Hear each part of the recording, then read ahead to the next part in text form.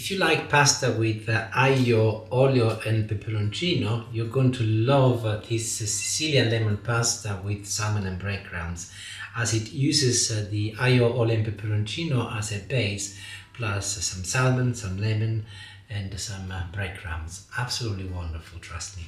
I'm starting with a small frying pan, adding a little olive oil and then a few tablespoons of dried breadcrumbs. I turn the heat up at first so the pan warms quickly, then bring it back to a medium heat and let the breadcrumbs toast gently. I'm looking for a deep golden color, something almost caramel, not rushed, not burned. After 3 or 4 minutes they are exactly where I want them, so I take them off the heat and set them aside to cool. While that is happening, I move to a larger frying pan. This needs to be big enough to hold the pasta later, because everything will come together in here.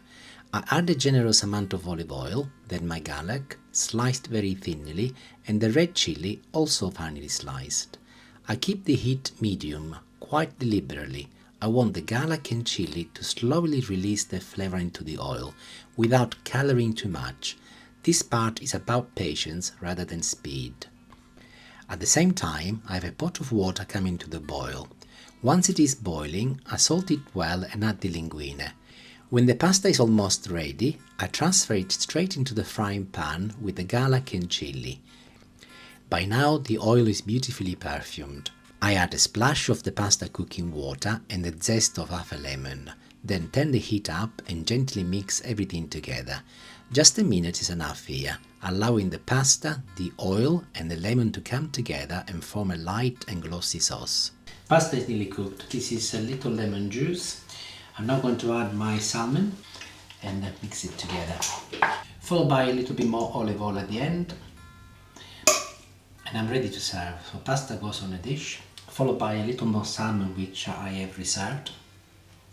And this is when the magic of the breadcrumbs come in, so I'm going to sprinkle it all over my pasta. And the very last touch is a gentle sprinkle of parsley.